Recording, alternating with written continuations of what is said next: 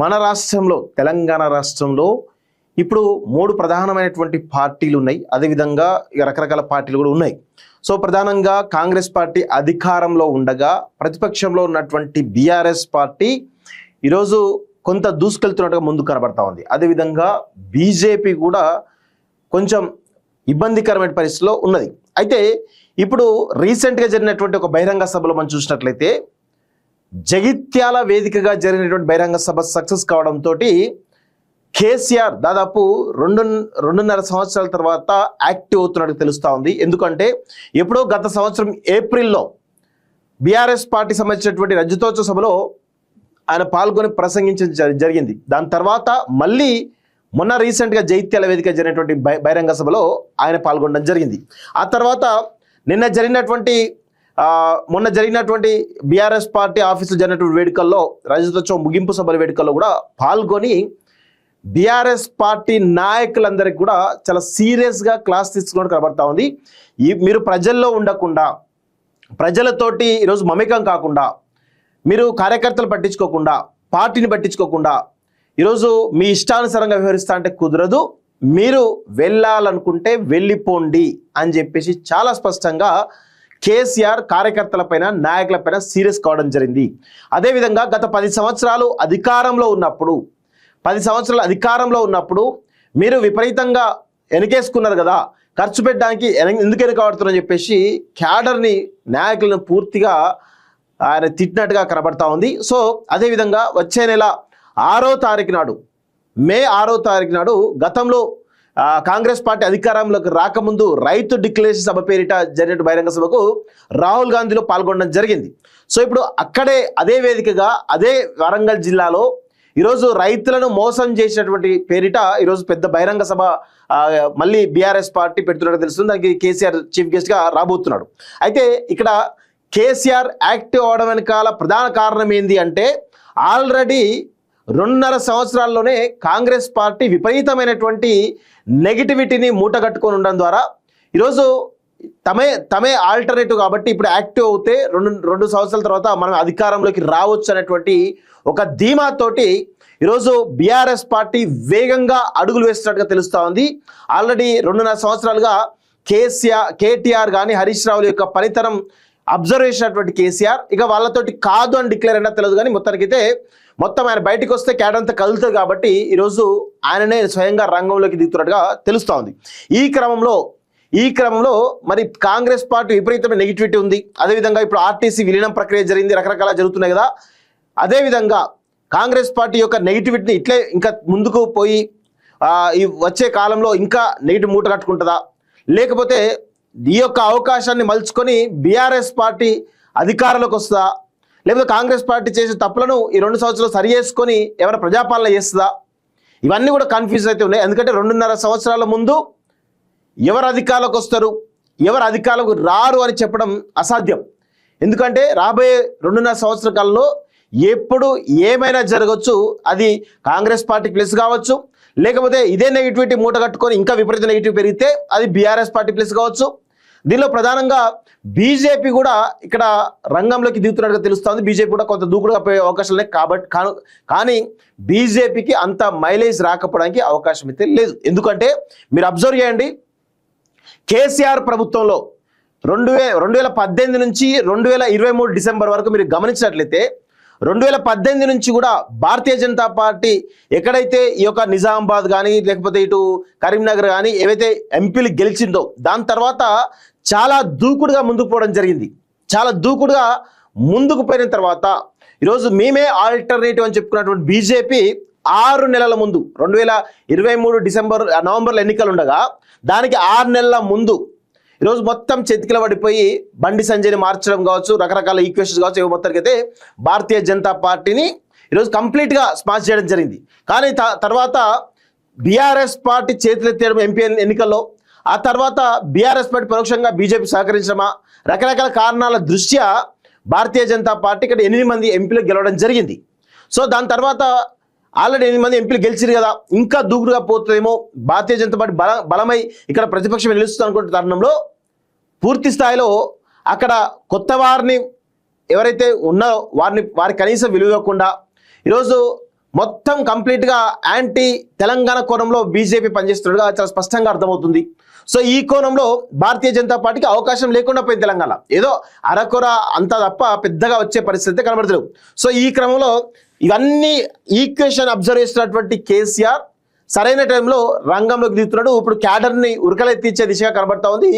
ఎక్కడికక్కడ ఏ సమస్య ఉంటే ఆ సమస్య దగ్గరికి బీఆర్ఎస్ పార్టీ నాయకులు వెళ్ళి మొత్తానికైతే క్యాడర్ను ఉత్తేజపరచడం కావచ్చు, ప్రజల వైపు నిలవాలనేటువంటి ఒక ఉద్దేశంతో స్వయాన కేసీఆర్ రంగంలోకి దిగి క్యాడర్ని కంప్లీట్గా ఉరకలెత్తిస్తున్నట్టుగా చాలా స్పష్టంగా అర్థమవుతుంది. ఎందుకంటే రీసెంట్ జైత్యాల బహిరంగ సభ కావచ్చు, బీఆర్ఎస్ పార్టీలో జరిగినటువంటి మీటింగ్ ఏదైతుందో రజత సభ ముగింపు వేడుకలు కావచ్చు, ఇప్పుడు 6వ తారీఖు నాడు జరగబోయే రైతు డిక్లరేషన్ కావచ్చు, ఇవన్నీ చూస్తూ ఉంటే నేరుగా కేసీఆర్ పార్టీ మొత్తం కూడా మానిటర్ చేస్తున్నట్టుగా కనబడుతోంది. అయితే గత కొన్ని రోజులుగా మీరు గమనించినట్లయితే కేసీఆర్కు ఆరోగ్య పరిస్థితుల దృష్ట్యా బయటికి రావట్లేదని చెప్తున్నప్పటికీ కూడా చాలా స్పష్టంగా ఇప్పుడు ఆయన కొంత యాక్టివ్ అవుతున్నాడు. కాబట్టి కొంత బీఆర్ఎస్ పార్టీ బలం పుంజుకునేటువంటి అవకాశం అయితే చాలా స్పష్టంగా కనబడతా ఉంది. సో ఇక్కడ 6న వరంగల్లో రైతు సభ, ప్రభుత్వ వైఫల్యాలపై బీఆర్ఎస్ సమరశంఖం, డిక్లరేషన్ పేరుతో అన్నదాతలకు రాహుల్ మోసం, కాంగ్రెస్ వంచనను గుర్తు చేసేలా సభ నిర్వహణ, 2.5 ఏళ్లైనా ఒక్క హామీ నెరవేర్చలేదు. ఉమ్మడి వరంగల్ జిల్లా నాయకుల సమావేశంలో బీఆర్ఎస్ వర్కింగ్ ప్రెసిడెంట్ కేటీఆర్ ధ్వజం,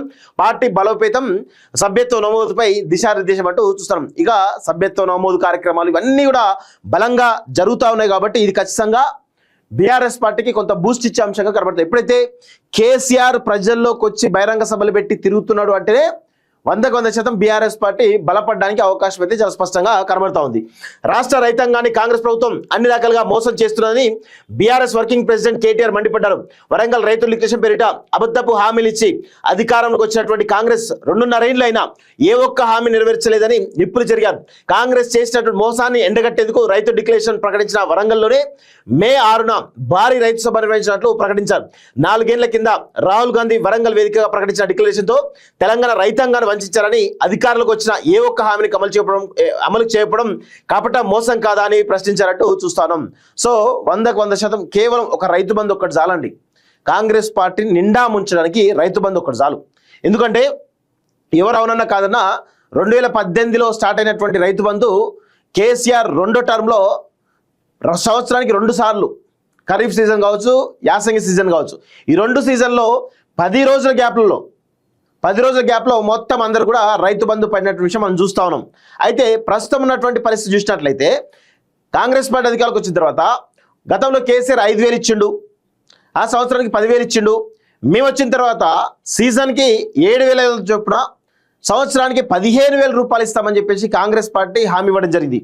సో కాంగ్రెస్ పార్టీ అధికారులకు వచ్చినటువంటి మొదటి 4-5 నెలల పాటుగా ఎక్కడ కూడా రైతు బంధు ఇవ్వలేదు. దానికి ముందు కేసీఆర్ ప్రభుత్వం ఉన్నప్పుడే చివరిలో ఆల్రెడీ రైతు బంధుకు డబ్బులను జమ చేసి పెట్టే క్రమంలో ఎలక్షన్ కోర్టు చెప్పేసి ఆపడం జరిగింది. దాన్ని ఎంపీ ఎన్నికల ముందిచ్చినటువంటి విషయం మనం గమనించాం.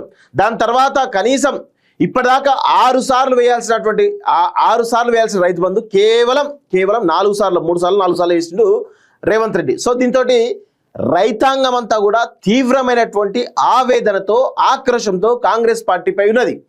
కాంగ్రెస్ పార్టీ రైతులను మోసం చేస్తున్న క్రమంలో ఈరోజు కొంత ఇబ్బందికర పరిస్థితులు ఉన్నట్టుగా చాలా స్పష్టంగా అర్థమవుతుంది. సో ఈ యొక్క అవకాశాన్ని మలుచుకున్నటువంటి బీఆర్ఎస్ పార్టీ ఎందుకో కేసీఆర్ స్వయాన రంగంలోకి దిగి యాక్టివ్ అవుతున్నారు కాబట్టి కొంత బలోపేతానికి, బీఆర్ఎస్ పార్టీ బలోపేతానికి చాలా సీరియస్గా ఆయన రంగంలోకి దిగుతున్నట్టుగా చాలా స్పష్టంగా అర్థమవుతుంది. మొత్తానికైతే వరంగల్ జైత్యాల నుంచి స్టార్ట్ చేసినటువంటి బీఆర్ఎస్ పార్టీ జైత్రయాత్ర ఈరోజు 2వ సభ వరంగల్లో పెట్టడం, దాని తర్వాత ఖమ్మంలో కావచ్చు, నల్గొండలో కావచ్చు, లేకపోతే మహబూబ్నగర్ కావచ్చు, ఇవన్నీ పెడుతూ మొత్తానికైతే నాయకులను, క్యాడర్కు ఒక దిశానిర్దేశం చేసి ఎన్నికలకు సమాయత్తం చేస్తున్నట్టుగా చాలా స్పష్టంగా అర్థమవుతుంది. మరి ఇది ఎంతవరకు పోతుంది?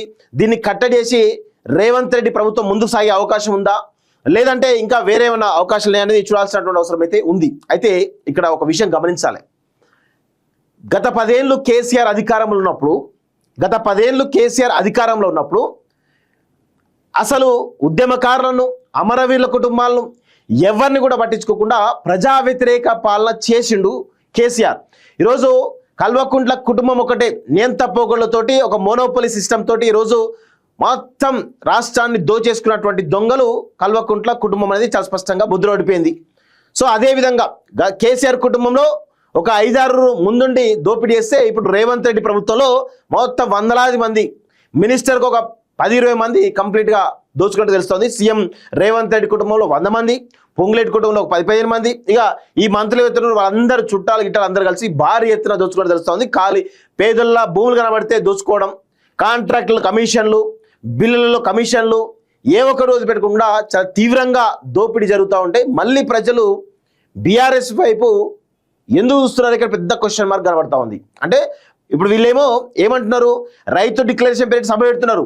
వాళ్ళ అధికారంలో ఉన్నప్పుడు రైతు బంధు తప్ప రైతులకు కనీసం సబ్సిడీ కింద కానీ రకరకాల విషయాల్లో కానీ ఏమన్నా హెల్ప్ చేసిరా? ఏమీ చేయలేదు. చేయకుండా రైతులు ఎండా మోసం చేసిరు. అదేవిధంగా నిరుద్యోగుల విషయంలో గత ప్రభుత్వం కేసీఆర్ ప్రభుత్వంలో నిరుద్యోగులు ఏ విధంగా మోసం మనందరం కూడా గమనించాం. ఇప్పుడు నిరుద్యోగులు పక్షాన మేము కొట్లాడుతుందని చెప్పేసి ఫేక్ ఉద్యమాలు చేసే ప్రయత్నం చేస్తున్నారు. ఇట్లా చెప్పుకుంటూ పోతే చాలా చాలా చాలా ఉన్నాయి. ఆర్టీసీ కార్మికులు మోసం చేసిరు.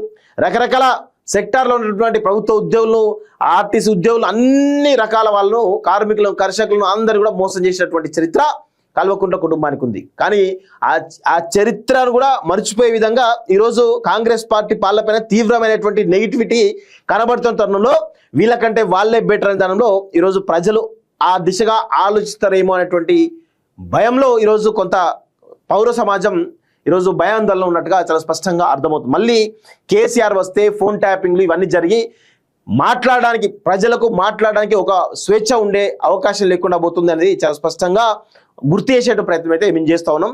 కానీ బీఆర్ఎస్ పార్టీ మాత్రం ఈరోజు కాంగ్రెస్ పార్టీ మీద పూర్తి స్థాయి నెగిటివిటీ ఉంది కాబట్టి అది అవకాశాన్ని మలుచుకుని అధికారంలోకి వద్దామని బీఆర్ఎస్ పార్టీ కేసీఆర్ ఆలోచన చేస్తున్నట్టుగా చాలా స్పష్టంగా అర్థమవుతుంది.